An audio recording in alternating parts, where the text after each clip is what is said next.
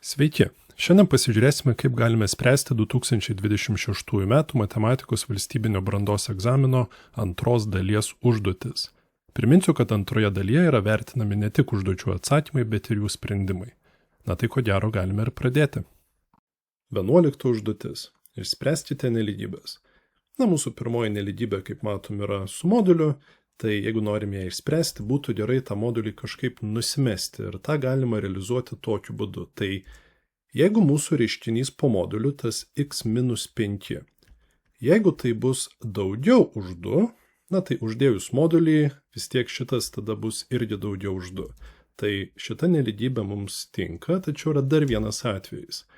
Rašau dėl to arba. Ir tas kitas atvejis yra toksai. Jeigu mūsų reiškinys po moduliu x minus 5 yra mažiau už minus 2, tai tuomet uždėjus modulį irgi šita nelygybė taptų teisinga. Kodėl? Jeigu tas x minus 5, pavyzdžiui, būtų minus 3, uždeda modulį, tas minus 3 pasidaro trejetu, ir žinoma 3 yra daugiau už 2. Tai principas maždaug toksai. Tai turim dvi nelygybės, kurias reikėtų išsispręsti. Nėra labai daug ką čia spręsti. Pridedam 5 pirmoji nelygybei, turėsim x daugiau už 7. Turiu omeny prie abiejų nelygybės pusių pridedam 5. Ir jeigu x daugiau už 7, tai reiškia x priklauso intervalui nuo 7 iki plus begalybės.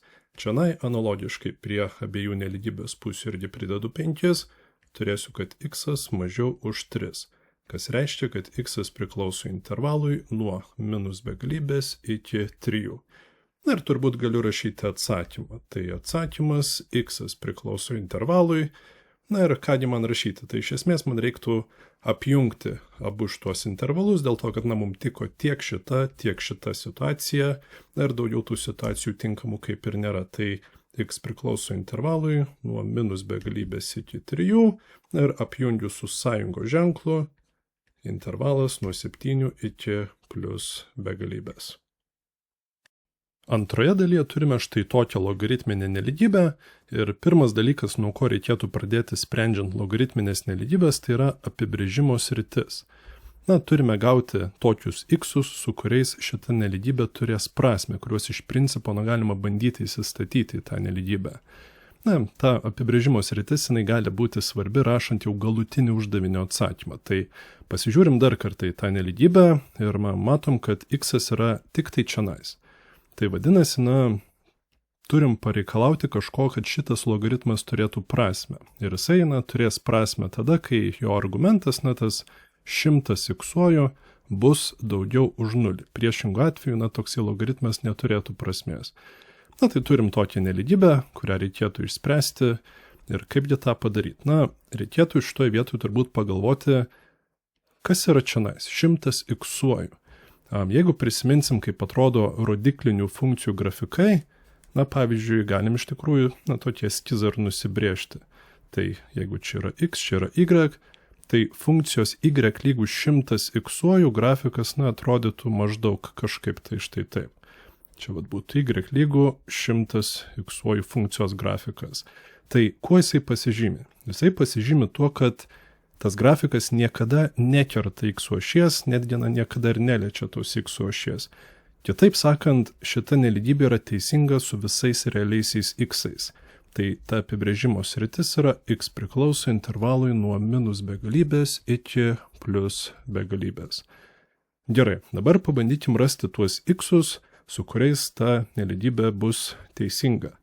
Tai pirmas žingsnis būtų turbūt pridėti prie abiejų nelygybės pusių 1000 ir jeigu tą padarysim, turėsim tada tokį rezultatą 10 lg nuo 100 x-uoju mažiau už 1000. Dabar šitoje vietoje turim 10, būtų gerai, kad čia 10 nebūtų, tai dėl to abi nelygybės pusės padalinsiu iš 10 ir turėsim tada lg nuo 100 x-uoju mažiau už 100. Gerai, dabar dešiniai pusėje turim 100, būtų gerai jį perrašyti per logaritmą, tam, kad galiausiai mes tuos logaritmus abu nusimestumėm tiek kairėje, tiek dešiniai pusėje. Kaip dabar tai realizuoti? Tai kol kas aš perrašau kairėje pusę Priminsiu, kad LG tai yra logaritmas toksai, kurio pagrindas yra 10, bet įprasta yra rašyti štai taip. Tai dabar perrašau ir tai, kas yra dešiniai pusiai, bet šalia 100 aš dar čia parašysiu LG 10. Dabar kodėl aš tą padarau? Dėl to, kad LG 10 šiaip yra lygų vienetui, tai aš nieko nepakeičiu iš esmės, bet tuomet pagal logaritmų savybės aš tą 100 galiu užsikelti kaip skaičiaus 10 laipsnį štai čia. Ir tuomet, ką aš turėsiu, rašau dešiniau, galbūt čia man vietos užteks bus daugiau, tai LG 100 fiksuoju būtų mažiau už LG 10 šimtuoju. Štai. Dabar jau turim nelygybę, kur tiek kairiai, tiek dešiniai pusė yra tie LG. Ir kadangi LG, kaip sakiau, logaritmo pagrindas yra 10, kas yra daugiau už vienetą, tai nusimesdamas tuos logaritmus dabar nelygybei aš rašau tokį patį nelygybės ženklą kaip čia. Jeigu pagrindas būtų tarp 0 ir 1, reikėtų apsukti štai šitą ženklą, dabar to daryti nereikia. Tai dešiniai tada yra 10 šimtuoju čia. Na ir tokia situacija. Dabar čia yra 100, čia yra 10. Būtų gerai suvienodinti šitos skaičius, tai iš 100 aš galiu nesunkiai pasidaryti, kad būtų 10 ir kaip man tą daryti, tai 100 yra 10 kvadratu. Ne, vat kol kas taip parašau, čia tas x lieka mažiau už 10 šimtuoju vis dar. Dabar pagal laipsnių savybės galiu šitą ir šitą sudauginti. Tai jeigu tą padarysiu, turėsiu tada 10 laipsnių 2x mažiau 10 šimtuoju. Na štai ir dabar šitas ir šitas sutampa, vėlgi tai yra skaičius daugiau už vienetą, tai dabar galiu nelygybę permest ant laipsnių. Ir turėsiu, kad, kur čia man dabar rašyti, rašau čionais. Turėsiu, kad 2x yra mažiau už 100. Štai taip, vėlgi, jeigu šitas skaičius būtų tarp 0 ir 1, tuomet turėčiau tą nelygybės ženklą pakeisti. Dabar man to daryti nereikia. Na ir čia tada jau nėra labai daug ko spręsti, padalinam abi nelygybės pusės iš 2 ir turėsim galiausiai, kad x yra mažiau už 50. Na tai kokie tai yra x? Tai yra x nuo minus begalybės iki 50 ir visi jie, aišku, patenka į apibrėžimo sritį. Tai toks būtų ir galutinis atsakymas. Aš pabandysiu jį čia kažkur sutalpinti.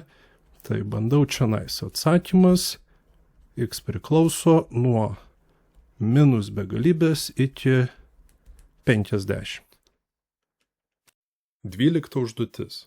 Mokinys ruošdamasis konkursui Taip nebūna aprašė savo sukurtą situaciją.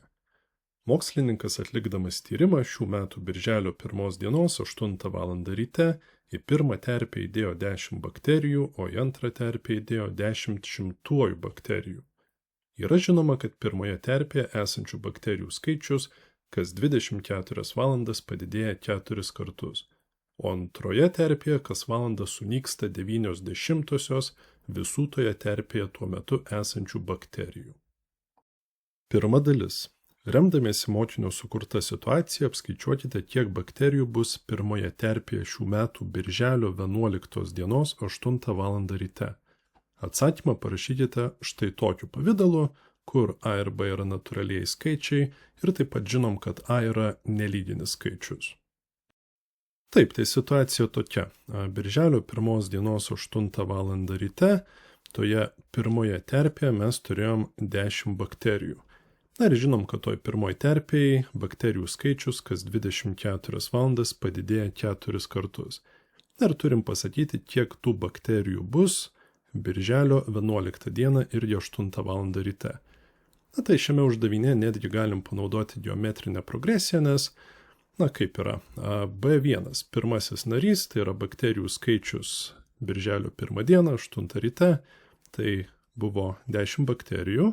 Na ir tada žinom, kad kiekvieną kitą dieną, praėjus 24 valandom, tas bakterijų skaičius padidėja 4 kartus. Na tai antrą dieną būtų 40, po to dar padidėtų 4 kartus, trečią dieną ir taip toliau. Tai iš esmės tas mūsų geometrinės progresijos vardiklis yra 4 Ir ką čia reikia sužinoti, na jeigu klausia apie birželio 11 dieną 8 ryte, kiek buvo bakterijų, tai mums reikia pasakyti 11 geometrinės progresijos narį. Tai kaip tą padarysim? Na, turbūt pagal tą bendrojo nario formulę. Tai 11 narys, tai yra pirmas narys padaugintas iš vardiklio, ir laipsnis vardiklio turėtų būti 11 minus 1 mūsų atveju, tai iš karto rašau 10. Gerai, tai dabar susistatysiu skaičius, tai pirmasis narys yra pas mus irgi 10, vardiklis yra 4 ir laipsnis 10. Tai čia dar nėra tikrai atsakymas, nes prašom mus jį parašyti štai tokiu pavidalu. Tai pabandykim tą padaryti. Tai kol kas tą 10 perrašau ir čia tada, na, man reikia dvejeto laipsnio, turiu 4, tai vietoj 4 parašysiu 2 kvadratu. Kol kas taip, laipsnis 10 lieka. Tada pagal laipsnių savybės galiu šitą ir šitą laipsnius sudauginti ir turėsiu 10 kart 2 20. Na, šitoje vietoje kaip ir norėtųsi jau stabdyti, sakyti, kad tai yra atsakymas, bet iš tikrųjų ne, dėl to, kad, na, tas A mūsų atveju jis yra 10 pas mus, o A turėtų būti nelyginis skaičius, tai reikėtų kažkaip iš to 10 padaryti, kad būtų nelyginis skaičius. Tai, na, ką čia daryti, 10 yra 2 kart 5. Tai 2 kart 5 ir dar kol kas tada 2 20 perrašau.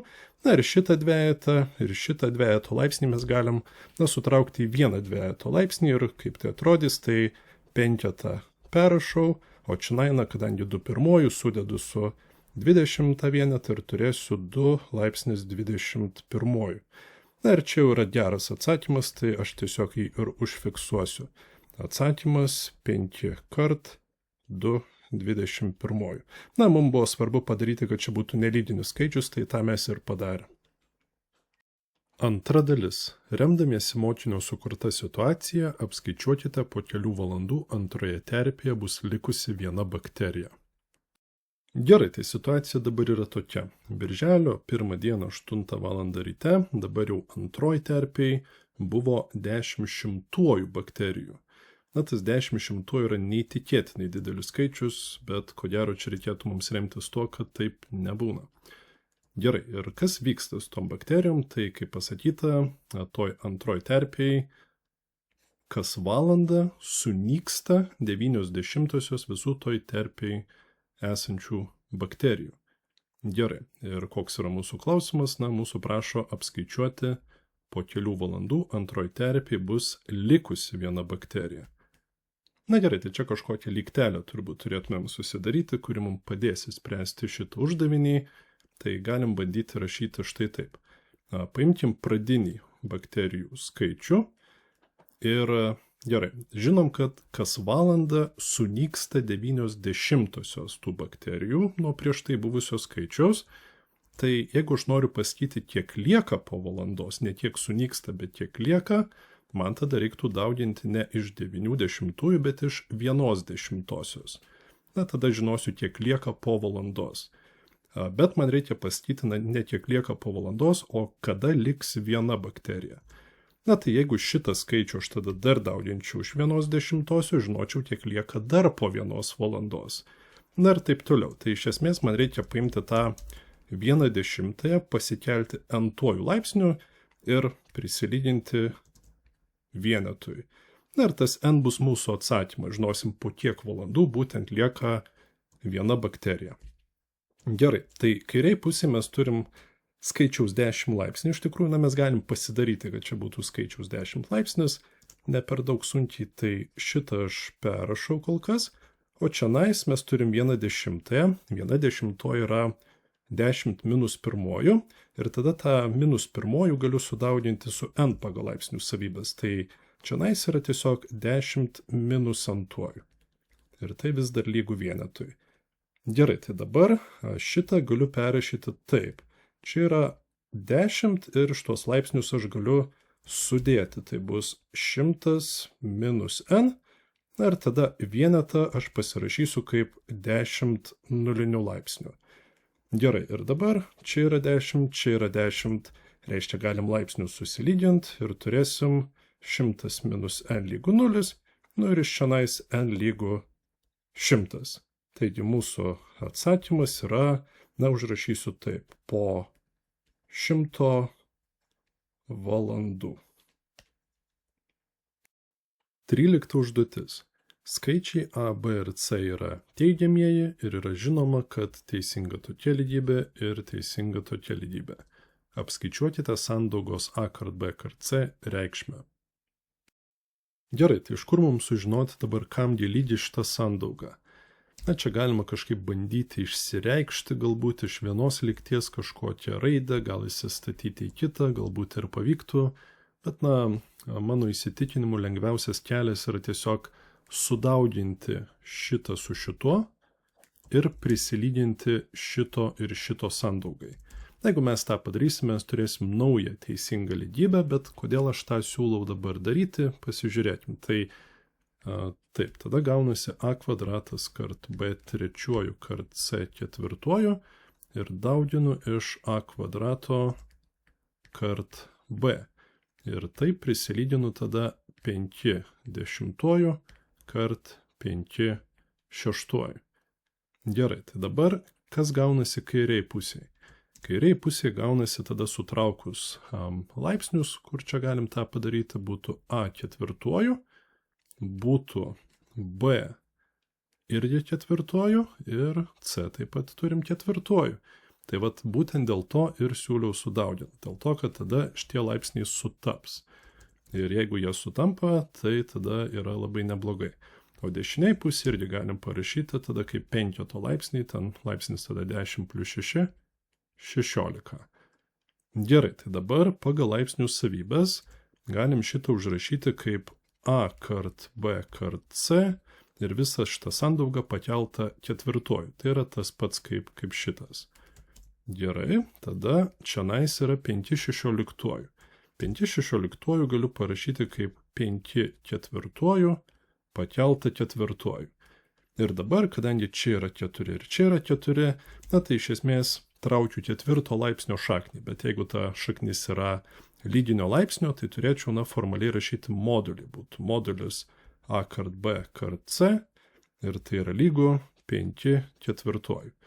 Dabar, kaip tą modulį nusimesti? Tai, na, reikėtų išnagrinėti taip situaciją, tai viena vertus tas A kart B kart C galėtų būti minus 5 ketvirtuoju, na, nes uždėjus modulį tada gaunasi šita lygybė teisinga, arba A kart B kart C yra 5 ketvirtuoju tiesiog. Tai dabar prisiminkim, kad sąlygoje buvo pasakyta A, B ir C yra teigiami skaičiai, vadinasi, na, sudauginus 3 teigiamus skaičius mes negalim gauti neigiamus skaičius, tai dėl to, na, šis atvejis mums netinka ir tada mūsų atsakymas yra čionais. Na, iš esmės dar galim pakelti tą 5 ketvirtuoju laipsniu, čia galima tą padaryti 625. Na, tai toksai būtent ir bus atsakymas 625. 14 užduotis. Transporto priemonė 3 valandas buvo testuojama specialia įranga. Testavimo metu transporto priemonės greitis nuolat tolygiai didėjo. Buvo nustatyta, kad šios transporto priemonės nuvažiuoto kelio S kilometrais priklausomybę nuo važiavimo laiko T valandomis nusako štai tokia funkcija. Apskaičiuokite, koks buvo šios transporto priemonės momentinis greitis V kilometrais per valandą po 2 valandų nuo testavimo pradžios. Na, šis uždavinys iš tikrųjų yra apie išvestines, nes tas momentinis greitis, momentinio greičio funkcija V nuo T, tai yra ne kas kita kaip šitos, na, nuvažiuoto kelio priklausomybės nuo laiko funkcijos išvestinė. Tai S išvestinė nuo T. Na, ir mes galim paskaičiuoti, tai išvestinė šito pagal T, tai būtų kaip 5 persirašo, tada T kvadrato išvestinė yra 2T, pliusas ir 40 T išvestinė yra 40. Tai galiausiai turim 10T plus 40. Gerai, ir prašo, na, pasakyti, koks bus tas momentinis greitis po 2 valandų nuo testavimo pradžios. T lygu 2.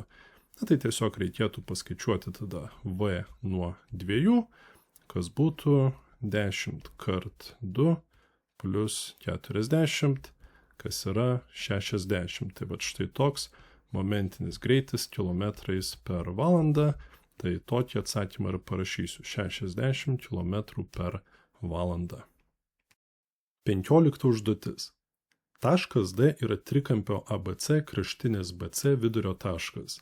Trikampio kraštinėse AB ir AC pavaizduoti vektoriai AB, kuris pažymėtas A raide, ir AC vektorius, kuris pažymėtas B raide. Pirma dalis. Vektorių AD išreikškite vektoriais A ir B. Ko gero greičiausias būdas išspręsti šitą pirmą dalį būtų padaryti keletą pastebėjimų. Tai jeigu aš iš šito trikampio pasidarau lygiagretainį, va čionais nusibrėšiau tokią pačią atkarpą kaip AC yra apačioj ir čia tada kaip AB. Man šiek tiek sudėtinga tą padaryti, bet galvokim, kad čia taip yra. Tai tuomet ką? Žinom, kad taškas D yra BC vidurio taškas, vadinasi čia ir čia yra tiek pat. Ir tada, jeigu aš tą AD irgi pratęsčiau iki čionais, tai šita atkarpa čia būtų lygiagretainio įstrižainė, vadinasi čia ir čia būtų tiek pat. Tai tas vektorius AD, kas tai būtų? Tai būtų 1/2 vektoriaus, kokią nors raidę čionais E parašysiu. Ar ne? Būtų pusė vektoriaus AE, o vektorius AE tai yra tiesiog A ir B suma pagal vektorių sudėties lygiagretainio taisyklę. Tai galima spręsti taip, ko gero. Tačiau, jeigu nepavyksta mums to pastebėti, tai galim spręsti štai taip. Tada mūsų vektorius AD, mes jį galim įsidėti į kokį nors trikampį. Tai pavyzdžiui, aš panaudosiu trikampį ABD. Tai vektorius AD pagal vektorių trikampio sudėties taisyklę yra vektorius AB plus vektorius BD. Štai taip. Dabar vektorius AB yra tiesiog pažymėtas A raidele, tas yra gerai. Ir vektorius BD tuomet reikia jį kažkaip tai dabar šitą išreikšti per A ir B. Ir uždavinys bus išspręstas. Tai vektorius BD, jisai yra 1/2 vektoriaus BC. Štai taip. Tada galim rašyti taip. A plus 1/2. Ir vektorius BC panaudosiu dar kartą trikampio sudėties taisyklę. Vietoj BC tada parašydamas BA plus AC vektorius. Štai taip. Gerai, tai tęsim lygybę toliau. Tai perrašau vektorius A plus 1/2. Ir dabar vektorius BA, tai yra beveik tas pats kaip vektorius A, tik tai į kitą pusę. Tai jeigu noriu šį apsukti, man reiktų rašyti minus vektorius A. Ir tada vektorius AC iš karto yra B raide pažymėtas. Štai taip. Tai iš esmės kaip ir sprendėm, čia galim atsiskliausti ir susitvarkyti tą išraišką. Tai būtų vektorius A minus 1/2 vektorius A ir plus 1/2. Taip, gražiau parašykim 1/2 vektorius B. Ir galim šituo sutraukti į vieną. Tai būtų 1/2 vektoriaus A plus 1/2 vektoriaus B. Arba kaip, pirmu būdu spręsdamas, gavau tiesiog 1/2 vektoriaus A plus B. Tai iš esmės toks yra atsakymas. Tai galim jį ir užfiksuoti 1/2 kart A plus B vektorių suma. Antra dalis. Apskaičiuokite vektorių AD ir BC skaliarinę sandaugą, jeigu AB lygu 5 ir AC lygu 9. Taip, tai tokiam uždaviny paprastai galima galvoti taip. Štai čia yra mūsų vektorius AD ir štai čia yra mūsų vektorius BC. Tai toks standartinis kelias yra galvoti taip. Mums reikia už tų vektorių ilgių ir reikia kampo tarp tų dviejų vektorių. Tai, kažkokius ilgius šiandien mes turim, kitų kraštinių trikampio ABC. Atrodo sudėtinga būtų iš kur dabar tą kampą paimti, tai šitas kelias, ko gero, galbūt ir nesuveiks. Tada kitas kelias yra galvoti apie koordinatės kažkokias, galbūt tuos vektorius AD ir BC galim per koordinates išsireikšti. kas būtų, atrodo, dar sudėtingiau čia kažkaip įsivesti tas koordinates. Ir tada, galima truputį pasimest šitoje vietoje, tai, ne vienas būdas iš tų dviejų atrodo nesuveiks. Ir kągi daryti tada? Yra trečiasis kelias iš tikrųjų, tai kaip dabar jį realizuoti? Tai prisiminkim, iš pirmos dalies mes turėjom, kad vektorius AD yra lygu 1/2 kart A plus B vektorių suma. Va, tai kartais taip nutinka, kad rezultatai iš pirmos dalies gali padėti antrai daliai, kaip čia ir bus. Tai vektorius AD išsireiškia taip per A ir B. Ir vektorių BC mes taip pat nesudėtingai irgi galim išsireikšti per vektorius A ir B. Tai kaip tą padaryti mes iš tikrųjų jau aukščiau rašėm, bet galim dar sykį pakartoti, tai pagal vektorių sudėties trikampio taisyklę BC būtų vektorius BA plus vektorius AC, tada BA vektorius, sakym, yra minus A, o AC yra vektorius B. Tai kas moka atlikti vektorių atimtį, galėjote iš karto parašyti, kad čia yra vektorius B minus vektorius A. Gerai, tai dabar ką man reikia tų išraiškų per A ir B? Iš esmės dėl to, kad aš žinau vektorių A ir B ilgius. Vektoriaus A ilgis yra 5, vektoriaus B ilgis yra 9. Ir dabar mums reikia skaičiuoti vektorių AD ir BC skaliarinę sandaugą. Tai galim rašyti tada taip. Čianais vektorius AD jisai turi štai tokią išraišką per vektorius A ir B. Taip, ir tada dauginam iš vektoriaus BC, kuris turi štai tokią išraišką per A ir B. Tai būtų B minus A vektoriai. Gerai, dabar čianais yra iš tikrųjų įdomus momentas toksai. Reikėtų prisiminti, kad jeigu mes dauginam du vektorius, parašysiu kur nors apačioje, čia visiškai nieko nesusijęs vektorius C, kart visiškai nieko nesusijęs tas pats vektorius C. Ir kas tai yra? Dviejų vektorių tų pačių skaliarinė sandauga. Tai pagal apibrėžimą tai yra vektoriaus C ilgis kart kito vektoriaus šito, kuris taip pat yra C ilgis, ir turėtų būti padauginta iš kosinuso kampo tarp tų dviejų vektorių. Tai jeigu tai yra tie patys vektoriai, tai tas kampas yra nulinis, o kosinusas nuo 0 laipsnių yra vienetas. Tai kitaip sakant, tai yra tiesiog šito ir šito sandauga, tai gaunam to vektoriaus C ilgio kvadratą. Štai taip. Tai tas bus reikalinga mums čianais. Gerai, tai dabar tą 1/2 perrašau. Ir čia turim dabar A kart B skaliariškai dauginti, iš esmės aš čia atsiskleidžiu. Tai rašau taip, tą 1/2 čia palieku ir bus taip, vektorius A kart vektorius B sudaugintas skaliariškai.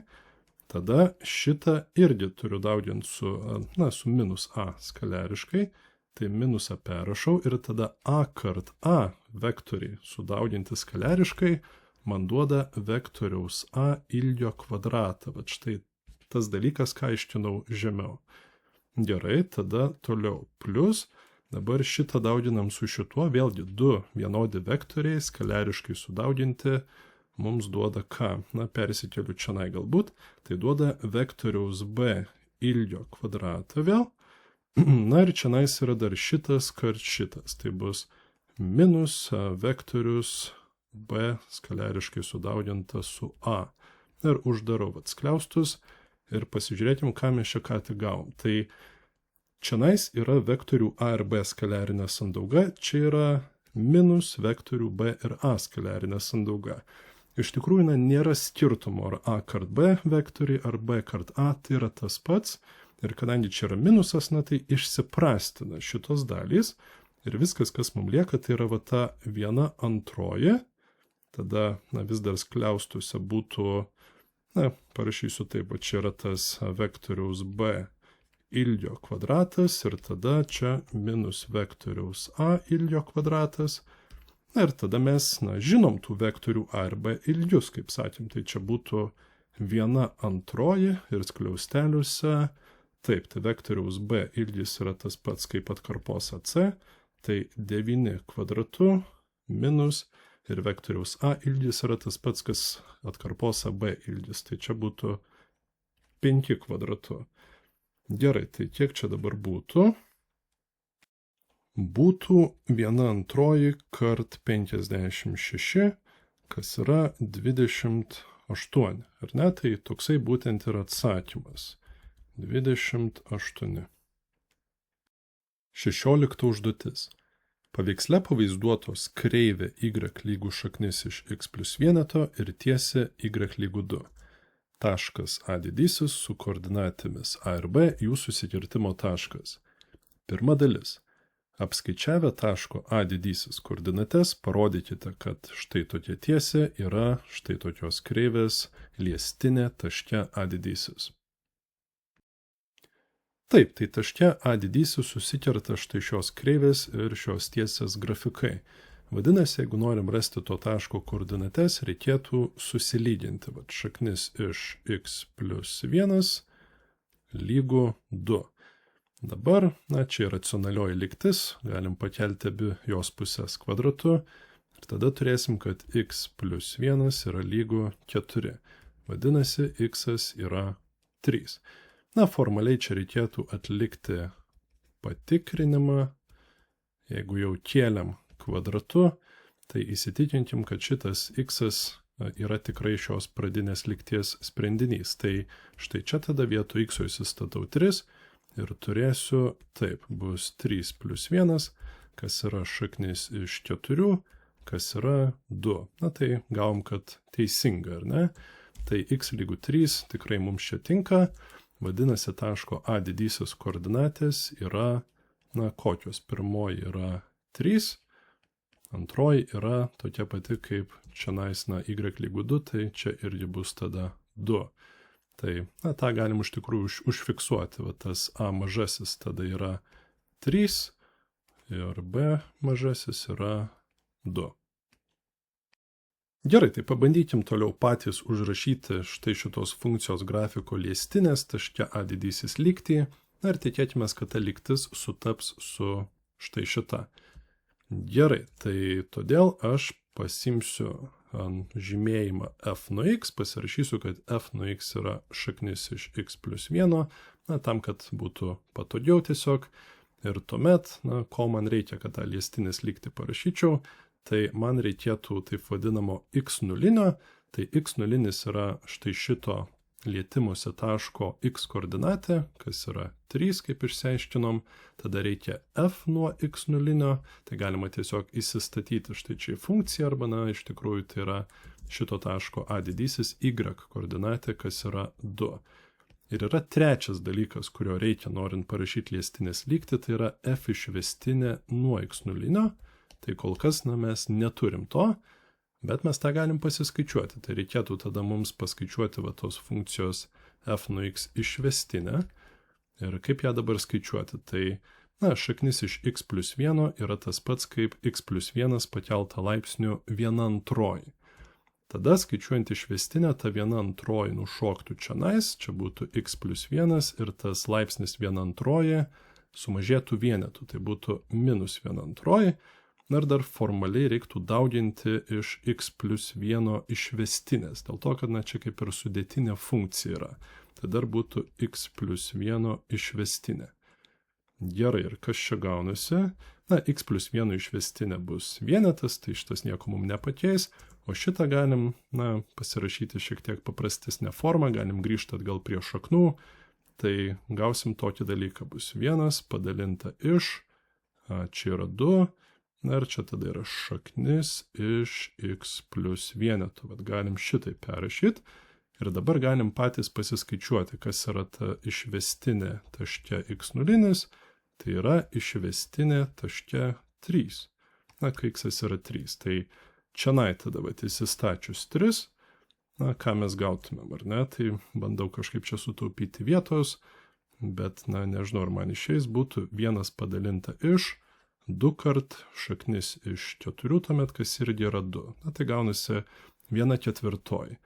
Ir dabar mes esam pasiruošę rašyti jau tą liestinės lygtį. Ir jinai yra duota egzamino formulinė, tai aš tiesiog jau įsistatinėsiu tą x0, f nuo x0 ir f išvestinę nuo x0 ir rašau, kas gaunasi. Tai pagal formulę iš formulyno būtų y lygu. Taip, ir turiu rašyti tada f išvestinę nuo x0, kas yra 1/4. Tada čia būtų x minus x0, kas yra mūsų atveju 3. Na ir tada plus f nuo x0, kas mūsų atveju yra 2. Na ir dabar reikia tikėtis, kad tai, ką čia mes surašėm, iš tikrųjų yra tas pats, kaip čia parašyta. Na, bet taip ir bus, ar ne? Tai aš dabar toliau savo skaičiavimą perkeliu čia, nes dar truputėlį yra čia vietos. Tai y lygu 1/4 x minus, tada čia būtų 3/4 ir plus 2. Ir, na, tikrai gaunasi iš šiandien. Taip, turim y lygu 1/4 x. Na ir tikrai, iš dvejeto atėmė 3/4, gausim tas 5/4. Tai plus 5/4. Na tai iš tam uždavinį reikėjo parodyti, kad gaunasi štai tokia liestinė. Taške a didysis, tai tą mes ir parodėm. Antra dalis. Paveiksle pavaizduotas sukinys gautas apie abscisių ašį, sukant kreivinę trapeciją, apribota kreive y lygu šaknis iš x plus vieneto, tiesia x lygu 3 ir abscisių ašimi. Apskaičiuokite šio sukinio tūrį. Atsakymą pateikite su pi.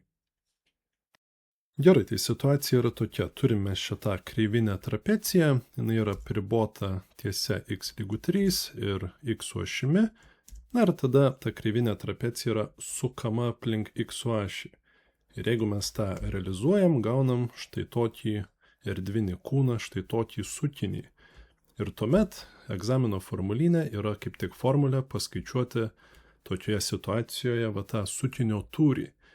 Tai, bet prieš tai dar kas yra svarbu. Svarbu iš tikrųjų šito taško x koordinatę. Na, ten reikės integruoti pagal tą formulę, tai reikėtų žinoti nuo kur iki kur. Tai žinom, kad iki 3, bet nuo kur dar nežinom. Tai, na, šitame taške ta kreivė, jos y reikšmė bus šiandien lygi 0 tame taške. Tai galim skaičiuoti taip, šaknis iš x plus 1 yra lygu 0 ir iš čia gausim tą x. Tai vėlgi čia pakėlus abi pusės kvadratu, gautumėm x plus 1 lygu 0, tada 1 perkeltumėm į kitą pusę ir gautumėm iš čia, kad x yra minus 1. Na, atlikus patikrinimą, žinoma, čia įsistatom tą minus vienetą, na ir tikrai šita lygybė būtų teisinga. Tai, kitaip sakant, čia turime minus vienetą. Ir dabar iš egzamino formulyno ten yra parašyta, kad sukinio tūris tai yra pi integralas, na kol kas rašau taip bendrai nuo a iki b, yra funkcija f keliama kvadratu ir integruojama pagal x. Tai viską turim, mes galim susistatyti savo skaičius, tai būtų mūsų atveju tada tas pi integralas nuo minus vieneto iki 3, na ir mūsų funkcija ta f nuo x yra tos kreivės išraiška, tai būtų šaknis iš x plus vieneto keliam kvadratu ir dx. Gerai, tai dabar rašom toliau. Pi, vėlgi integralas nuo minus vieneto iki 3, čia x plus 1, pakėlus kvadratu dingsta šaknis žinoma, dx ir čia galim rašyti jau tada taip. Pi perrašau ir galim rašyti tada x pirmykštę funkciją, integruojam. Tai čia būtų x kvadratas iš 2, na ir tada čia yra plus 1, tai pliusą perrašau, vieneto pirmykštė funkcija yra x. Va, ir galim jau įsistatinėti rėžius. Taip. Gerai, tai tada rašom pi ir tada atidarau skliaustus. Na, čia gal netgi 2 atidarysiu skliaustus. Jo, žinot ką, rašau žemiau, kad nesimaišytų. Va, čia nais rašau. Tai pi. Atidarau skliaustus, tada dar vienus ir įsistatau viršutinį rėžį 3. Na, aš čia naudoju Newtono-Leibnico formulę, tai vadinasi šitas skaičiavimo būdas yra būtent Newtono-Leibnico formulė. Gerai, tada, na, pagal tą formulę čia visada minusas yra ir tada įsistatom apatinį rėžį, kuris yra minus vienetas. Tai vietoj x rašau minus vienetą. Taip, na ir čia būtų tada plus minus vienas, tai iš karto rašau minus vienas ir uždarau abu skliaustus. Gerai, tai visą šitą suskaičiavus, galiausiai gautųsi 8pi ir būtent toks yra atsakymas. 8pi. 17 užduotis. Paveiksle pavaizduotas kūgis, kurio pagrindo centras yra taškas O, sudaromosios ilgis lygus 6, o kampo, kurį sudaro šio kūgio aukštinė ir sudaromoji didumas lygus alfa. Pirma dalis.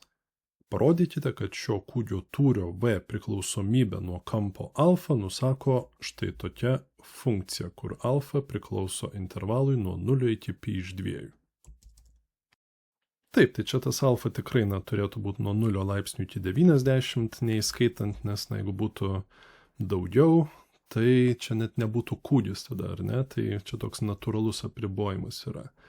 Gerai, tai pabandykim gauti tą tūrio priklausomybę nuo alfa ir kaip reikės tą padaryti, tai reikėtų mums patiems bandyti skaičiuoti šito kūgio tūrį, tai mums reikės pagrindo ploto išraiškos per alfa, ko gero, ir tada aukštinės išraiškos per alfa. Gerai, čia dar yra pasakyta, kad sudaromosios ilgis yra 6, vadinasi, čia yra 6. Na, lygiai tas pats ir čionais. Gerai, tai AO, čionais aš pasižymėsiu galbūt R raidę, o CO pas mane bus H aukštinė. Gerai, tai bandykim tada tą tūrį skaičiuoti. Ir gal netgi neturi, žinot ką, pabandykim gauti iš karto išraiškas to R ir H. Ir kaip tą padaryti? Na, čia turim statų kampą ir galim panaudoti tada trigonometriją stačiajam trikampį. Ar ne, pasimsiu trikampį ACO, štai šitą, ir ką galim pasakyti? Galim, pavyzdžiui, pasakyti, kad sinusas nuo kampo alfa, tai yra, kas, statinis priešais tą kampą, kas yra R, ir padalinta iš įžambinės AC ilgio, kas yra 6. Nu va, ir iš čia tada abipusės padauginus iš 6 gausim, kad R yra 6 kart sinus alfa. Štai taip. Na tai R iš esmės mes išsireiškime jau per tą alfa ir analogiškai kažkaip tai H reikėtų išsireikšti. Tai tam, kad H galėtumėm išsireikšti, panaudokim kosinusą. Tai kosinus alfa būtų statinis prie šito kampo, kas yra H, vėlgi padalinta iš įžambinės ilgio 6. Ir iš čionais analogiškai gaunam, kad H yra lygu 6 kosinus alfa. Gerai, tai bandykim skaičiuoti tą tūrį, kuris mūsų atveju priklausys nuo to kampo alfa. Ir kaipgi tas kūgio tūris skaičiuojasi, tai tam yra formulė, kuri atrodo taip. 1/3 kart kūgio pagrindo plotas, tai šiuo atveju skritulio plotas pi r kvadratu, ir kart kūgio aukštinė H. Gerai, tai galim tada įsirašyti savo R ir H išraiškas. Tai būtų čia kart 6 sinus alfa kvadratu ir kart 6 kosinus alfa. Gerai, tai dabar reikia tikėtis, kad susitvarkiu šitą išraišką, galiausiai vienaip ar kitaip prieisim prie tokios išraiškos. Taip, tai rašau čionais tada 1/3 pi. Keliam kvadratu tenai būtų 36 sinus kvadratu alfa ir kart 6 kosinus alfa. Gerai, tai tada sudauginus 1/3 su 36 ir su 6, tikrai gautumėm 72, taip pat čionais yra ir pi, turim sinus kvadratu alfa ir taip pat turim čia kosinus alfa. Tai galiausiai gavom tai, ką ir reikėjo gauti. Antra dalis. Nustatykite duotos kūgio tūrio funkcijos išvestinę. Taip, tai matom, kad čia yra 72pi, tai yra skaičius, konstanta, o čia yra du dalykai, dviejų dalykų sandauga, kurie priklauso nuo alfa. Tai kadangi yra ta sandauga, tai skaičiuojant išvestinę mums turbūt reikės naudoti tą dviejų funkcijų sandaugos išvestinės taisyklę, kuri yra egzamino formulyne, kas yra neblogai. Gerai, tai bandykim tada skaičiuoti v išvestinę nuo alfa lygu. tada tą 72pi galim perrašyti ir dabar taikykim tą sandaugos taisyklę. Gerai, tai pirmiausia turim parašyti štai šios funkcijos, šio nario išvestinę pagal alfa. Tai čia dar reikia pagalvoti, nes čia vėlgi yra sudėtinė funkcija, tai kaipgi skaičiuoja tą išvestinę. Šitą dalyką mes galim iš esmės matyti kaip x kvadratu, tik tai vietoj x yra įstatyta sinus alfa. Tai kadangi x kvadratu išvestinė yra 2x, tai aš irgi taip rašau 2, tik tai, kaip sakau, vietoj x pas mus yra sinus alfa. Tai taip ir parašom. Ir tada dar reikia dauginti iš vidinės funkcijos, kur yra sinusas išvestinės. Tai čia dar sinus alfa išvestinė. Tai ką aš čia parašiau, čia yra šito komponento išvestinė pagal alfa. Gerai, tada toliau kart ir tada tiesiog šitas persirašo pagal tą sandaugos formulę. Tada eina plius ir toliau tada turim rašyti šito išvestinę. Tai čia yra kosinus alfa, tai kosinus alfa išvestinė yra minus sinus alfa. Tai galbūt, kaip aš padarysiu, iš karto tada vietoj pliuso čia rašau minusą ir sinus alfa. Ir tada kart ir šitas persirašo. Tai čia būtų sinus kvadratu alfa. Štai taip ir užsidaro mano skliaustai. Gerai, tai dabar susitvarkykim su šita išraiška. Aš tiesiu toliau savo lygybę. 72pi. Taip, čia turim tada 2 sinus alfa. Tada sinus alfa išvestinė yra kosinus alfa. Tada čionais irgi yra kosinus alfa. Gerai, kol kas taip parašau. Minus ir šitą galim sutraukti į sinus trečiuoju alfa. Gerai, ką čia dar galima padaryti? Galima iš to sutraukti vieną ir, netgi, pavyzdžiui, sinus alfa galima prieš skliaustus ištraukti. Tai parašysiu taip, 72pi kart sinus alfa ir tada čionais lieka 2 kosinus kvadratu alfa minus sinus kvadratu alfa. Štai taip. Tai toks atsakymas jau tikrai būtų labai geras, priėjom prie tokios išraiškos, bet, galvodamas apie trečią šio uždavinio dalį, aš padarysiu dar vieną dalyką. Čia, tas nėra būtina, bet iš karto padarysiu, kad būtų patogiau po to spręsti tą trečią dalį. Tai vietoj sinus kvadratu alfa aš parašysiu 1 minus kosinus kvadratu alfa. Noriu, kad čionais pas mane būtų tik tai kosinusai, kad neliktų sinusų, tas man pravers trečioji daly. Tai jeigu aš tą įsirašau, tai tuomet susitvarkiu šitą išraišką, galėčiau dar gauti kitokią išraišką, kuri būtų 72pi, čia būtų tada sinus alfa ir čionai tada, parašysiu galutinį variantą, kas čia gaunasi, tai būtų 3 kosinus kvadratu alfa ir minus 1. Trečia dalis. Parodykite, kad funkcija v nuo alfa nusakytas kūgio tūris yra didžiausias, kai alfa yra ark kosinus nuo šaknies iš 3 padalinta iš 3, kur alfa vėlgi priklauso intervalui nuo 0 iki pi iš 2. Taip, tai čia turim tokį optimizavimo uždavinuką, kuris galbūt nėra pats patogiausias dėl tos visos trigonometrijos, bet tikrai galim bandyti jį čia išspręsti. Ir tuomet reikėtų prisiminti iš antros dalies, kad funkcijos v išvestinė nuo alfa mes gavome, kad tai yra 72pi kart sinus alfa ir kart 3 kosinus kvadratu alfa minus 1. Gerai, tai ta išvestinė, žinoma, čia jinai visur egzistuoja, su visais alfa iš šito intervalo, tai kritinius taškus tos funkcijos v mes gausim išvestinę tiesiog prisilyginę nuliui. Kaip standartiškai dažniausiai ir būna. Tai gerai, dabar, čia yra sandauga, čia irgi turim sandaugą, tai būtų galima abi šitos lygties pusės padalinti iš 72pi ir tiesiog, neliktų tada to 72pi, taupydamas vietą aš čia neperrašinėsiu, tiesiog narašysiu tuomet ką toliau? Rašysiu taip, kad šitas turės narys būti 0 arba šitas narys turės būti 0, nes čia yra sandauga, čia yra 0, tai arba vienas arba kitas turi būti 0, galbūt ir abu. Tai rašom taip tada. Sinus alfa lygu 0 arba 3 kosinus kvadratu alfa minus 1 lygu 0. Gerai, tai pirmoji mūsų lygtis, sinus alfa lygu 0, tai galime nesunkiai išspręsti, tai alfa čia būtų pi k, kur k būtų sveikasis skaičius, rašau, k priklauso z.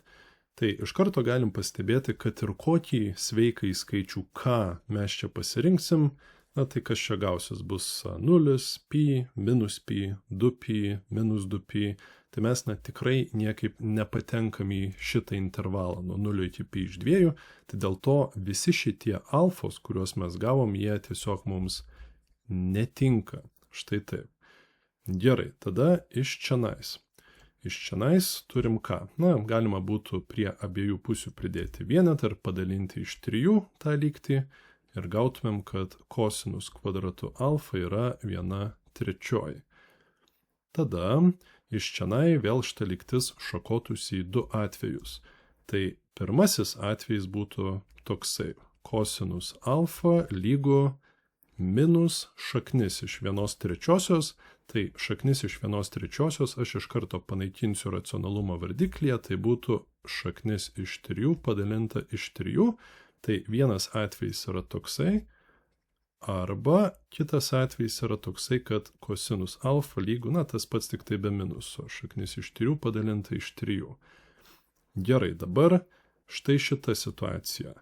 Vėlgi, jinai iš tikrųjų mums čia netinka, dėl to, kad, na, kosinusas nuo alfa, kai alfa yra iš pirmojo ketvirčio, yra teigiamas, ar ne? Tai tikrai, na, visi alfa, kuriuos mes galim gauti iš tos lygties, mums netiks, dėl to, kad čia yra neigiamas skaičius. Tai aš iš karto čia tiesiog rašau netinka. Na, čia žinoma būtų galima pridėti tą paaiškinamą į sakinį, kurį aš čia žodžiu pasakiau, bet, na, taupydamas vietą, aš dabar to nedarysiu. Ir liekam tada tik su šita lygtim, iš kurios ko gero ir ateis tas alfa ar kosinus nuo šaknies iš 3 padalinta iš 3. Gerai, tai iš tikrųjų mes čia galim apsirašyti visus tuos alfa, tiesiog pasižiūrėti, kaip čia kas atrodo, tai būtų plus minus, tada ark kosinus nuo šaknis iš 3 padalinta iš 3, plus 2πk, kur k priklauso sveikiesiams skaičiams. Na tai čia be galo daug sprendinių, bet iš tikrųjų yra tik tai vienas toks alfa iš visų šitų, kuris patenka iš tai šitą intervalą. Ir jį mes gautumėm tada, kai k būtų 0, ar ne? Va tokį sveiką į skaičių k aš pasirenku ir tuomet alfa būtų, na, gal parašysiu taip, vat, alfa viena reikšmė būtų minus ar kosinus nuo šaknis iš 3 padalinta iš 3, o kita reikšmė būtų, nu gerai rašau, čionais, būtų tiesiog ar kosinusas nuo šaknis iš 3 padalinta iš 3. Tai vėlgi šiek tiek man čia pritrūko vietos, bet iš karto šitas mums netinka, nes minus ar kosinusas nuo šito skaičiaus, tai čionais susidėjus viską į skaičiuotuvą, pamatytumėm, kad čia būtų minus 55 maždaug laipsniai, kas, na, mums netinka, o čionai kaip tik ir būtų maždaug 55 laipsniai, kas jau tinka, tikrai patenka į šitą intervalą. Tai tas alfa 1 čia mums netinka, o alfa 2 puikiai tinka. Toliau, jeigu mes ką imtumėm ten ar 1, minus 1, 2, minus 2, tada būtų plus 2pi arba minus 2pi, ten 4pi, minus 4pi, tai tikrai, na, nebetiktų jau tie alfa, tai čia vat yra vienintelis, kuris mums tinka. Nu gerai, tai gavom čia tą alfa, bet, na, reikia parodyti, kad su tokiu alfa tas kūgio tūris bus būtent didžiausias, nes dabar mes nežinom, galbūt ir mažiausias būtų su tokiu alfa, tai dėl to reikėtų, na, atlikti tokią standartinę procedūrą, brėžiu čia tiesę, čionais bus alfa, čionais tada v išvestinė nuo alfa, čionais v nuo alfa. Taip, ir tuomet pasižymiu čia kur nors tegul būna 0, čia tegul būna kažkur pi iš 2, na tie kraštiniai taškai šito intervalo, ir čionais aš pasižymėsiu tą, nu gerai, ark kosinus nuo šaknis iš 3 padalinta iš 3, čionais, vat šitoj vietoj maždaug. kažkur kaip ir sakiau, apytiksliai ten 55 laipsniai, tai kažkur ties viduriu maždaug, šiek tiek labiau dešinė turėtų būti. Gerai, tai tuomet reikėtų nustatyti, kokie ženklai yra štai šitam intervale ir šitam intervale, būtent išvestinės tos funkcijos. Ir kaip tą nustatyti, tai galėčiau pavyzdžiui patikrinti, parašysiu čia kažkur šone, v išvestinę nuo, sakykime, pi iš 6, kas būtų 30 laipsnių, tai mažiau šitą, ir gaučiau tuomet, kad tai yra daugiau už 0. Taupydamas laiką to nedarysiu, bet reikėtų vietoj alfa čia susistatyti tiesiog tą pi iš 6 ir pamatytumėt, kad gaunasi būtent šitaip. Ir tada v išvestinę nuo, paimkim tarkim pi iš 3 60 laipsnių ir jau šitas gautųsi mažiau už 0. Tai čia būtų pliusas, čia būtų minusas, reiškia mūsų funkcija v nuo alfa čia didėja, čia mažėja. Ir dėl to, tūris būtent čia bus didžiausias, nes, tai yra maksimumo taškas, tas ar kosinusas. Tai tiek turėtų, manau, tikrai pakakti. 18 užduotis. Bibliotekos lentynoje yra matematikos, fizikos ir istorijos mokomųjų dalykų knygos. 4 matematikos knygos, 3 fizikos knygos ir 1 istorijos knyga. Pirma dalis. Agota iš šios lentynos atsitiktinai paėmė 2 knygas ir pavarčiusi grąžino jas atgal. Apskaičiuokite tikimybę, kad šios abi Agotos paimtos knygos buvo matematikos. Gerai, tai įvykį, kad Agotos abi paimtos knygos buvo matematikos, aš sau leisiu pažymėti raidėm MM, štai taip, ir tada skaičiuokim to įvykio MM tikimybę. Gerai, tai galim skaičiuoti naudodami klasikinį tikimybės apibrėžimą, kur mums palankių baigčių skaičių M reiktų dalinti iš visų galimų baigčių skaičiaus N. Gerai, ir galim, kad ir derinius šiandien panaudoti, kodėlgi ne. Tai gerai, dabar palankios baigtys. Tai iš viso yra 4 matematikos knygos ir Agota turėtų paimti būtent 2 iš tų 4 matematikos knygų. Tai galima skaičiuoti taip, derinių skaičius ir iš 4 matematikos knygų jinai turi paimti 2. Tai čia yra tam visi galimi variantai. Gerai, ir tada kiek iš viso yra variantų, tai kai nebūtinai matematikos 2 knygos, bet gali būti ir kitokios, arba viena matematikos, kita ne. Tai tuomet vėlgi derinių skaičius ir dabar kiek iš viso yra knygų. Tai yra 4 matematikos, 3 fizikos ir 1 istorijos. Tai iš viso 8, tai vadinasi iš 8 knygų, Agota tiesiog renkasi 2. Tai čia yra visos galimos baigtys, kai nebūtinai 2 matematikos, kaip minėjau. Ir tada reiktų suskaičiuoti tuos derinių skaičius. Čia viršuje būtų skaitiklėje 6, vardiklėje 28. Galim suprastinti, tai yra 3/14. Taigi toksai ir atsakymas 3/14.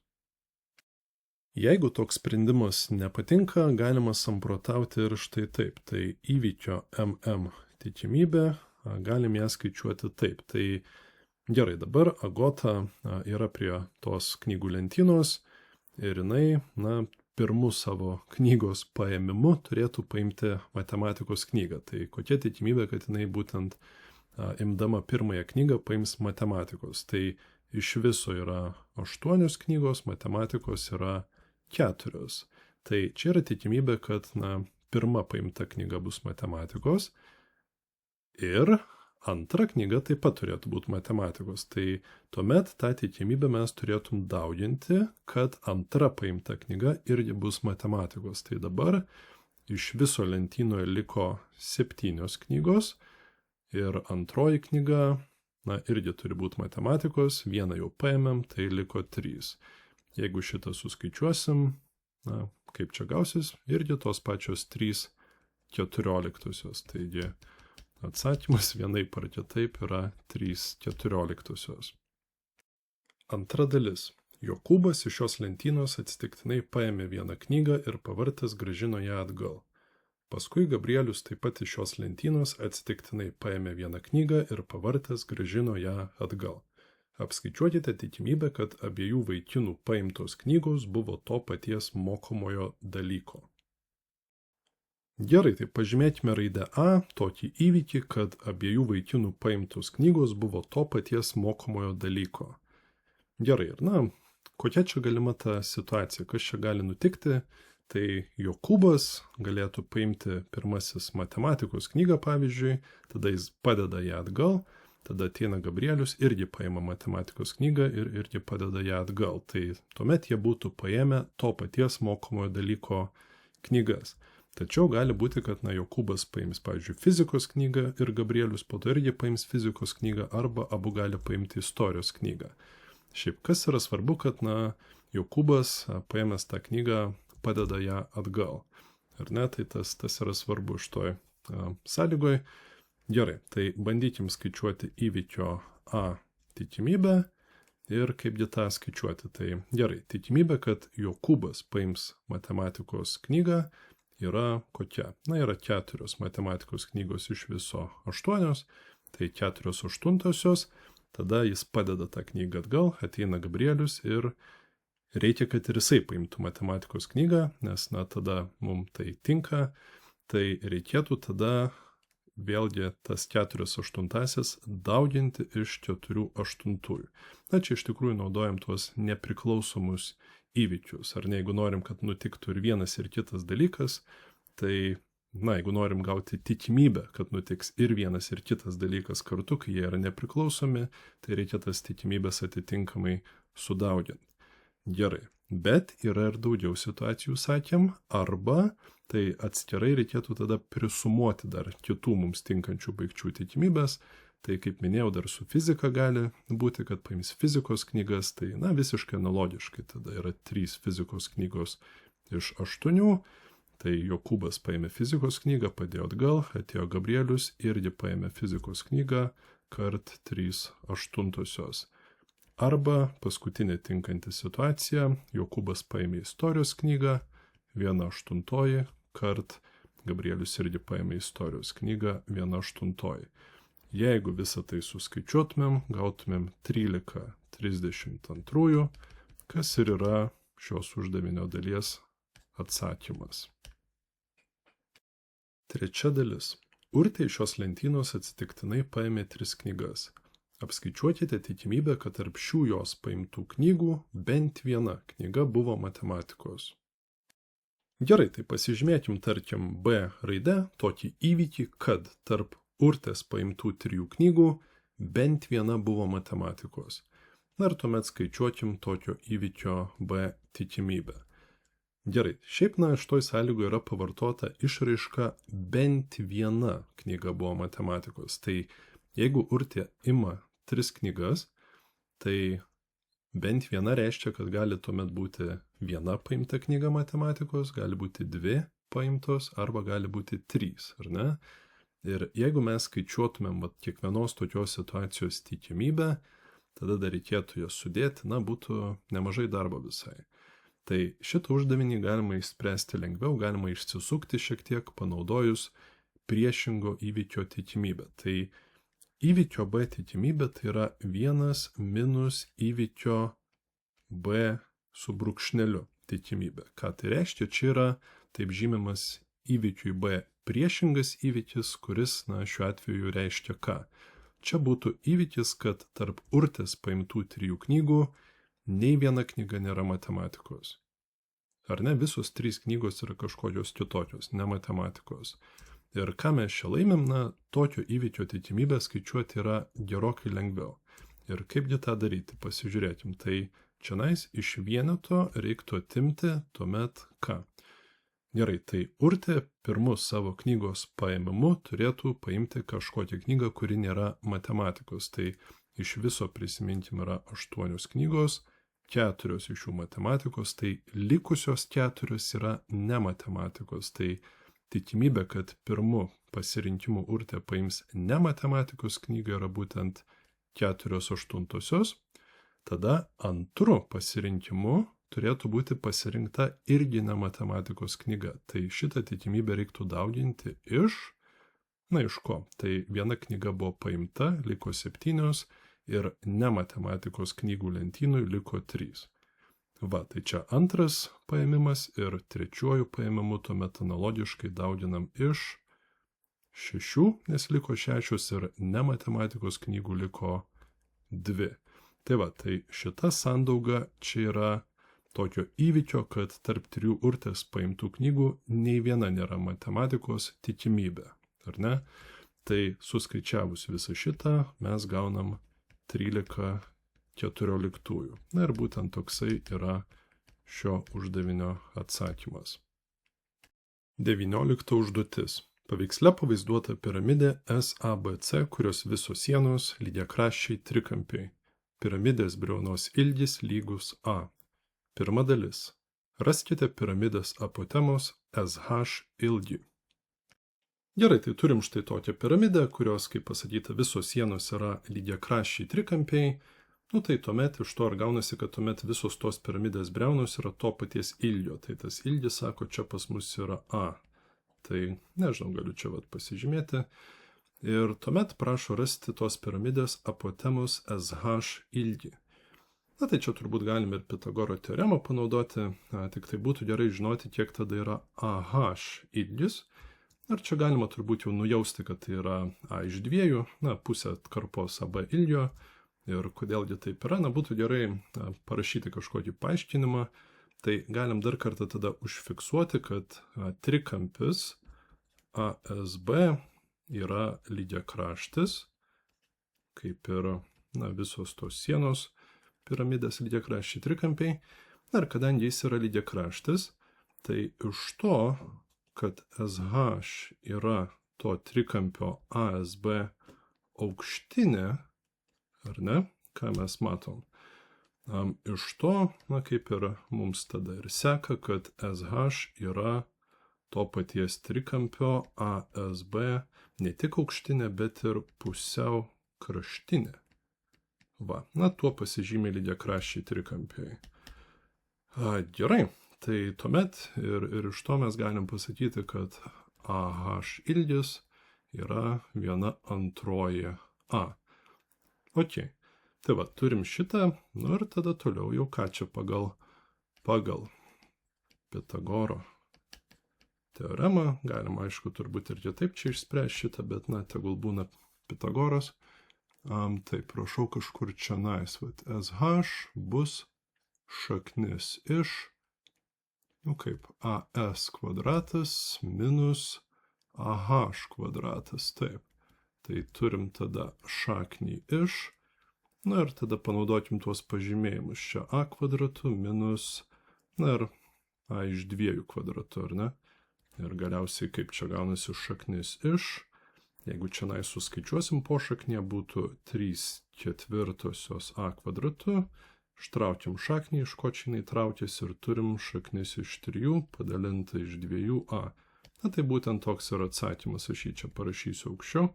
Šaknis iš 3 padalinta iš 2A. Antra dalis. Nustatykite atstumą tarp prasilenkiančių tiesių AB ir SC. Gerai, tai turim štai čia savo prasilenkiančias tiesas, viena yra štai čia, kita yra štai čia.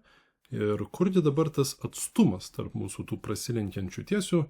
Na tai mums čia reikia rasti bendrą statmenį, ar ne? Reikia rasti tokią atkarpą, kuris sudarytų statų kampą tiek su AB, tiek su SC. Na tai turbūt neturėčiau imti kažkokio atsitiktinio taško ant AB, brėžti taip kažkaip ir tikėtis, kad čia bus bendras statmuo, ko gero nelabai. Natūralu yra pagalvoti apie tašką H, nes kaip tik tada mes turėsim trikampį SCH ir tuomet tam trikampiui mes galim brėžti aukštinę. Ar ne, bet tarkim čia kažkur. Nubrėžiu tam trikampiui aukštinę, reiškia čia turim iš karto statų kampą ir kažkaip tada reikėtų pagrysti, kad tas status kampas bus ir čianais. Tai pabandykim tą kažkaip ir padaryti. Gerai, tai pirmiausia, ką padarysiu, galbūt pasižymėsiu štai čia, šitoj vietoj, tašką D ir pasakysiu, kokiagi idėja čia galėtų būti. Turbūt čia tų sprendimų gali būti ir daugiau, bet ką padarysim mes? Galiausiai mes pasimsim trikampį ADB, vat štai tokį. prisimenam, kad taškas H dalina AB į dvi lygias dalis, tai mes galiausiai parodysim, kad tas DH, va šitas, yra ne tik to trikampio ADB pusiau kraštinė, bet ir aukštinė. Ir tai bus todėl, kad šitas trikampis pasirodys yra lygiošonis. Štai, tai vat idėja tokia, bet kol kas dar reikia iki to prieiti. Taip, tai bandykim kažkaip surašinėti čia tą sprendimą. Aš galbūt šį kartą surašinėsiu kiek neįprastai, nes matosi, kad čia visai nemažai bus to rašymo. Tai aš rašysiu sprendimą tokiu būdu. Vat, rašau, tegul HD yra trikampio SCH aukštinė. Ar ne, aš užfiksuoju tai, ką mes jau pasakėm, ką mes turim. Mes nubrėžiam HD, pasakėm, kad tai yra trikampio SCH aukštinė. Štai, tai vat tą užfiksuojam ir toliau, ką aš pabandysiu čia parodyti, pagrįst, kad HD yra ne tik to trikampio aukštinė, bet kartu ir pusiau kraštinė. Tai tam, kad aš tą parodyčiau, man reikėtų pastebėti čia tokį dalyką, kad trikampis SCH yra, ne šiaip kažkoks trikampis, tai yra lygiošonis. Kodėl? Nes SH lygu HC. Dabar kodėl SH lygu HC? Nes tai yra lygių trikampių. Kokių trikampių? Vienas trikampis yra ASB, kitas yra trikampis ACB, pusiau kraštinės. Va. Tikrai, pasižiūrėkime. SH, čia atitinkamai. SH yra trikampio ASB pusiau kraštinė. Mes tą turim, nežinom, kad taškas H dalina AB pusiau. Ir HC analogiškai yra trikampio ACB pusiau kraštinė. Ir va, tai kadangi trikampis SCH yra lygiošonis, todėl galim pasakyti, kad HD tai yra trikampio to paties SCH ne tik aukštinė, bet ir pusiau kraštinė. Va. Ir ką mums tai duoda? Vadinasi, galim užfiksuoti tokį dalyką, kad atkarpos SD ilgis tai bus A padalinta iš dviejų. Ar ne? SC visas yra A, o SD tuomet bus A padalinta iš dviejų. Va. Gerai. Ir dabar, bandykime jau galiausiai parodyti, kad tas HD yra trikampio ADB aukštinė. Ir tuomet, kaip tik ir gausim, kad tas HD yra bendras statmuo, ar ne, tai tiesiai AB ir SC. Gerai, tai pradėkim nuo to, kad HD tai yra trikampio ADB pusiau kraštinė. Ar ne, tą mes turim. Mes žinom, kad H dalina AB pusiau, tai HD yra trikampio ADB pusiau kraštinė. Ir samprotausiu visiškai analogiškai, kaip aukščiau buvo. Pasakysiu dabar, kad trikampis ADB vėlgi yra lygiošonis. Ir kodėl jis yra lygiošonis? Nes AD lygu DB. Dabar kodėl AD lygu DB? Vėlgi mes turim, kad tai yra atitinkamai lygių trikampių. Vienas trikampis yra ASC, kitas yra SCB pusiau kraštinės. Va. Tikrai galim įsižiūrėti, ar ne? Tai AD, pasižiūrėkim, kur tas AD. Ir tikrai, tai yra trikampio ASC pusiau kraštinė. Ir kuo mes čia iš tikrųjų remiamės tuo, kad būtent D dalina SC pusiau. Ar ne, va tą mes parodėm aukščiau. Tai dėl to mes žinom, kad AD yra trikampio ASC pusiau kraštinė. Ir tada DB irgi analogiškai dėl tų pačių priežasčių yra trikampio SCB pusiau kraštinės. Ir ką tai reiškia? Tai reiškia, todėl rašau, HD yra trikampio ADB aukštinė. Ne tik pusiau kraštinė, bet ir aukštinė. Ir kągi mes galiausiai turim, tai mes parodėm, kad yra tas bendras statmuo ir galiu užfiksuoti, va taip, galiu pasakyti, kad, vadinasi, atkarpos HD ilgis yra atstumas tarp tiesių AB ir SC. Taip, tai mes parodėm, kad va čia yra tas status kampas ir kaip ir viskas tvarkoj. Ir dabar belieka išsiaiškinti to HD ilgį ir galim vėlgi panaudoti Pitagoro teoremą, tarkim, trikampiui SDH, ar ne, šitam. Tai taip ir rašau tada pagal Pitagoro teoremą turėsim, kad tas HD mūsų yra šaknis iš, iš ko mes turim SH turim iš pirmos dalies susiradę, tai SH kvadratas minus SD kvadratas. SD, sakym, yra pusė SC, tai A iš 2. Abu iš tuos mes SH ir SD turim, tai čia yra kas? Čia yra tada šaknis iš. SH buvo šaknis iš 3 padalinta iš 2A iš pirmos dalies, o SD mes sakėm, kad tai yra A padalinta iš 2. Va. Tai šitą reikėtų apsiskaičiuoti ir turėsim atsakymą. Tai aš rašau čia toliau. Taip, tai kas ten mums pošaknyje gaunasi? Taip, ten būtų 3/4 A kvadratu minus A kvadratu iš 4. Taip, tai būtų 2/4 A kvadratu arba, kitaip sakant, 1/2 A kvadratu. Jeigu ištrauksim šaknį iš to, iš ko čia galima ištraukti šaknį ir panaikinsim iracionalumo vardiklį, galiausiai prieisim prie to, kad atsakymas šaknis iš 2 padalinta iš 2A. Ar ne, tai tą aš užfiksuosiu čianai ir uždavinys kaip ir yra išspręstas. 20 užduotis. Dėžėje yra A geltonų ir B mėlynų vienodo dydžio kamuoliukų. Yra žinoma, kad B daugiau arba lygų už 2. Iš dėžės atsitiktinai traukiami 2 kamuoliukai. Tikimybė, kad šie abu atsitiktinai ištraukti kamuoliukai bus geltoni, yra lygi 1/2. Pirma dalis. Remdamiesi pateiktą informaciją, pagrįskite, kad geltonų ir mėlynų kamuoliukų skaičių sieja štai tokia lygybė. Gerai, tai iš kur dabar paimti štai tokią lygybę? Mums yra pasakyta, kad tikimybė, kad abu atsitiktinai ištraukti kamuoliukai bus geltoni, yra 1/2. Tai galim turbūt kažkokią lygtį iš to susidaryti ir galbūt šitą ir gausim. Tai įvykį, kad abu atsitiktinai ištraukti kamuoliukai bus geltoni, aš sau leisiu pažymėti GG, tegul būna taip, ir skaičiuoju tada to įvykio tikimybę pats.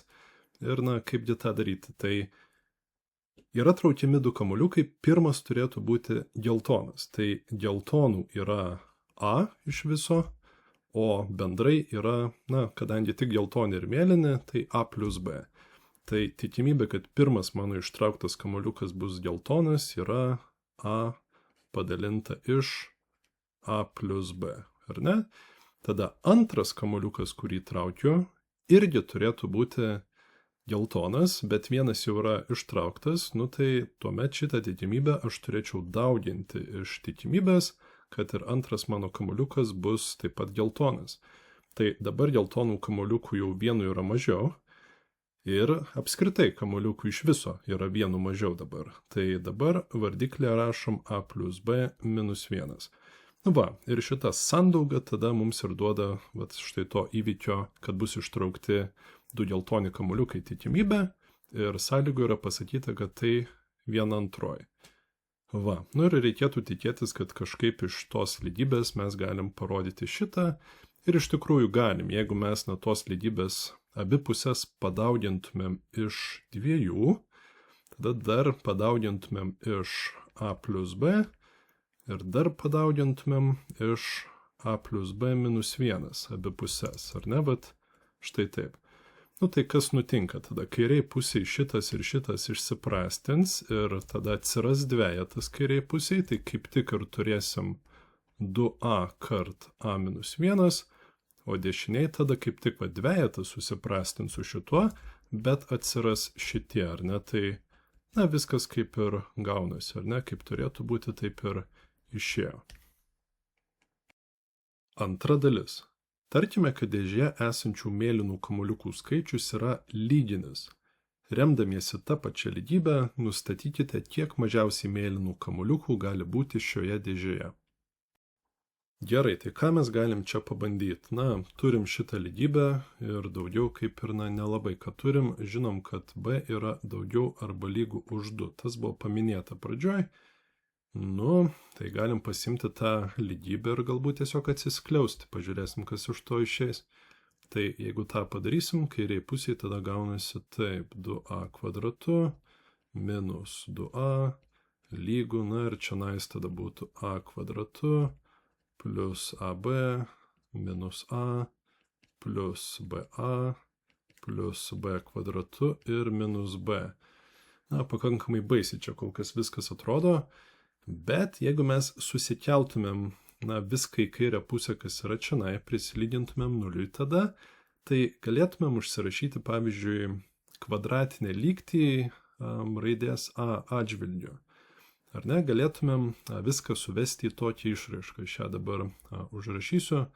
Tai gautumėm taip. A kvadratas būtų, tada koeficientas prie a būtų toksai. Taip, čia 2b plus 1 kart a. Ir plus, na, laisvasis narys tada šiuo atveju mūsų būtų b minus b kvadratu. Ar ne, čia tokie psichologiniai skliaustai. Taip, lygu nuliui.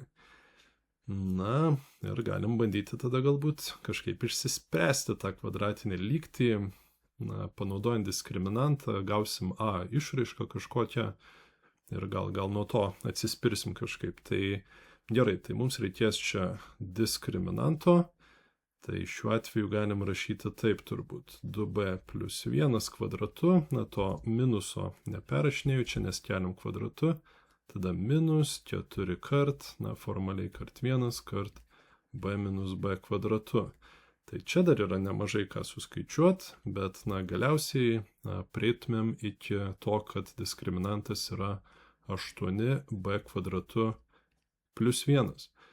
Ir tada galėtumėm užsirašyti iš to, kad, na, sprendiniai mūsų tos kvadratinės lygties turiu omeny a, na, a1 ir a2, tai būtų, nu kaip, būtų 2b plus 1, tada čia plus minus šaknis iš diskriminanto, šitaip, ir viskas dar padalinta iš 2. Taip, tai šiek tiek pratryniau skaičiavimus ir palikau mūsų pagrindinį gautą rezultatą kol kas. Na ir stabtelkim šiek tiek, pagalvokim, ką mes čia turim. Tai A tai yra geltonų kamuoliukų skaičius, B yra mėlynų kamuoliukų skaičius. Šitam uždavinį turim, kad mėlynų kamuoliukų skaičius yra lyginis.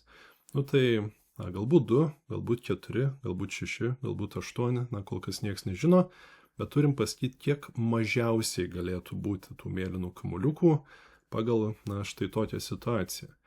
Tai kadangi A yra taip pat, na, kamuoliukų skaičius, šiuo atveju geltonų, nu tai tas A turėtų būti natūralusis skaičius, jisai, na, negali būti kažkoks su šaknim. Kitaip sakant, na, mes turim užtikrinti, kad ta šaknis išsitrauks šiandien vat iš šito skaičiaus su kažkokiu B. Nu ir tada, kai jinai išsitrauks, ko gero, gal čia mums ir tiks tada tas atsakymas. Tai, na, reikėtų už to vietoj pabandyti nepabijoti įsistatyti keletą tų B reikšmių čia, na, ir pažiūrėti, kas išeis. Na, nes kitaip net nežinau, kaip čia tada reikėtų spręsti. Tai, nu, jeigu B būtų, sakykim, 2, jeigu B būtų 2, ar ne, va čia kažkur parašysiu taip, jeigu B būtų 2, nu tai ką mes turėtumėm, tada tas diskriminantas, ar ne, va šitas dalykas, tada tai būtų 33. Nu tai nesitraukia šaknis, vadinasi A nebus natūralusis skaičius, tai mums netinka tada tas B lygu 2.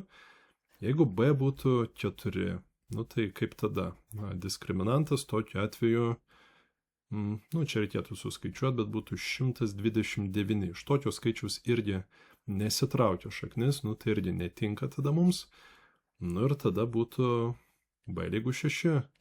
Kai tikrinam šešetą, nu tai gaunasi tas diskriminantas 289. Na ir iš šito skaičiaus iš tikrųjų jau išsitraukia šaknis, gaunasi 17. Ir tada, na, galbūt ir tas A mums čia gausis teigiamas, na, natūralusis skaičius. Tai pabandykim visą tai užfiksuoti čia, na, tokia idėja maždaug parašinėjau, pabandykim visą tai susidėlio dabar. Tai kažkaip, na, parašysiu taip tada, vat. Kai B lygu 2, na, tai ir tada kas gaunasi, tai vat A1 ir A2, abi reikšmės, užsirašytų taip, būtų čia 5 plius minus šaknis iš 33 padalinta iš 2. Tai žinoma, tai negali būti geltonų kamuoliukų skaičius toksai, tai dėl to mums netinka šitas. Gerai, tada kai b lygu 4, tai vėlgi A1 ir A2 galim užrašyti kaip 9 plius minus šaknis iš 129 iš 2. Vėlgi toksai atsakymas negali mums tikti. Ir kaip sakiau su 6, tada kai b lygu 6, tai gaunasi taip. Gaunasi, kad A1 yra minus 2, tai kamuoliukų skaičius negali būti minus 2, ar ne, pas mus, tai šitas mums netinka. Tačiau, dar viena A reikšmė, kuri gaunasi, yra 15. Ir tas 15 mums tada, kaip ir tinka, viskas atrodo tvarkoj. Tai mažiausias galimas tas B yra 6. Kai mes reikalaujam, kad jis yra lyginis būtinai. Tai užfiksuokim tą atsakymą 6.